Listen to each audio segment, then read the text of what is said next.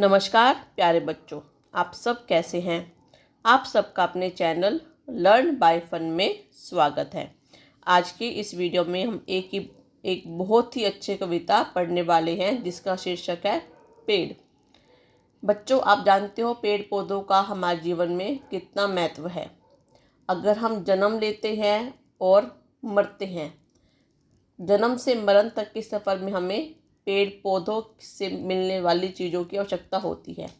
जैसे पेड़ पौधे हमें जीवन के लिए ऑक्सीजन देते हैं, पीने के लिए पानी वर्षा लाने में सहायक होते हैं। पेड़ पौधों से हमें दवाइयाँ, फल, सब्जियाँ, फर्नीचर सब कुछ मिलता है। उसके बाद जब हमारी मृत्यु आ जाती है और जब हमें जलाया जाता है तो वो लकड़ियाँ भी हमें कहाँ से मिलती है? पेड़ों से। और पेड़ तो हमें छाया भी देते हैं, धूप से बचाते हैं। तो पेड़ तो हमारे लिए बहुत ही आवश्यक है, इसलिए हमें पेड़ को ज़रूर लगाना चाहिए।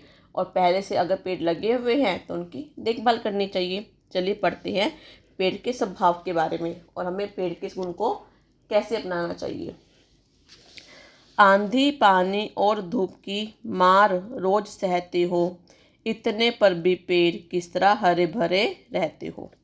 बच्चों, कोई अगर आपको थप्पड़ मारे तो आपको कैसा लगेगा? तो आप उसको उल्टा मारने जाओगे। लेकिन पेड़ आंधी आए, तूफान आए, धूप आए, बारिश आए, सबको सहन करते हैं। आंधी, पानी और धूप की मार रोज सहते हो, इतने पर भी पेड़ किस तरह हरे भरे रहते हो। और फिर भी वो पेड़ हरा भरा है। अगर तेज गर्मी होगी तो आप पसीने से बिल्कुल लथपथ हो जाओगे। आप कहोगे गर्मी कितनी है, एसी चाहिए, पंखा चाहिए। लेकिन पेड़ को कुछ भी नहीं चाहिए, वो तो बल्कि हमें देते हैं। वो कितना सब कुछ सहन करते हैं और फिर भी वो खुश है, फिर भी वो हरे भरे हैं। संतो जैसा काम तुम्हारा, हरी भरी है काया, पास तुम्हारे जो आता है उसको मिलती छाया। बच्चों, संतों का काम क्या होता है? जो साधु संत क्या होते हैं कि उन्हें किसी चीज़ से मोह माया नहीं होती है। उन्हें ये नहीं कि आप बदले में कुछ दोगे तो आपको बदले में कुछ देगा, वो सिर्फ देना जानते हैं। उसी तरह पेड़ भी हैं, वो हमसे कुछ नहीं चाहते बल्कि हमें बदले में कुछ ना कुछ देते रहते हैं। संतो जैसा काम तुम्हारा, हरी भरी है काया। तो जो कवि है वो कहना चाहता है कि जो पेड़ का स्वभाव है उसको कैसा है? संतों जैसा। संत सिर्फ देना जानते हैं, लेना नहीं जानते। और हरी भरी है काया, और पेड़ कैसा है? हरा भरा है। पास तुम्हारे जो आता है उसको मिलती छाया।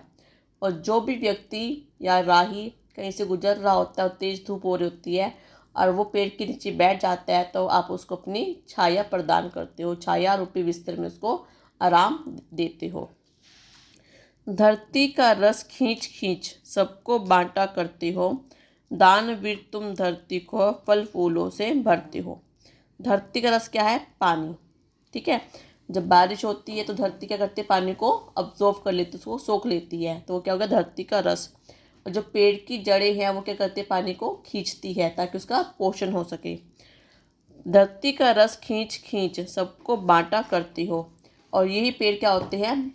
बारिश लाने में सहायक होते हैं। दानवीर, दानवीर क्या होता है? जो सब कुछ दान करता रहता है, वो अपने बारे में सोचकर समाज के बारे में सोचता है, उसको हम बोलते हैं दानवीर।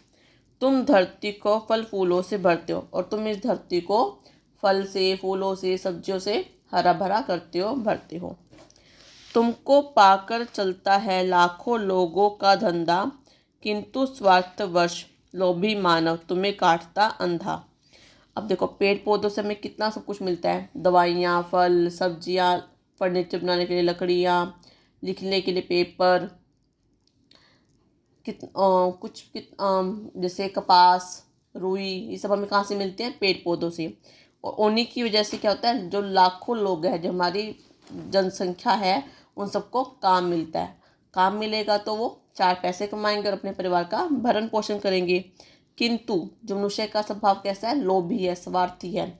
वो अपने स्वार्थ में आकर पेड़ पौधों को फिर भी काटता जा रहा है।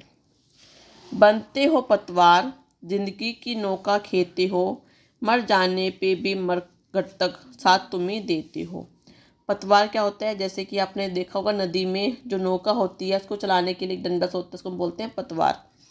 जिंदगी की नौका खेते हो, मतलब जिंदगी रूपी नौका को आप ही खेते हो। आप हमें उस किनारे से उस किनारे तक पहुंचाते हो। मर जाने पे भी मरघट तक, मरघट मतलब शमशान, जब हम मर जाते हैं तो हमारे जो परिवारजन है, रिश्तेदार, हमें वो शमशान तक लेके जाते हैं।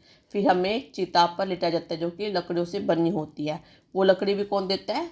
तुम देते हो, यानी कि पेड़, वो लकड़ी भी हमें तुम में से मिलती है। तो देखो बच्चों, पेड़ का कितना फ़ायदा है।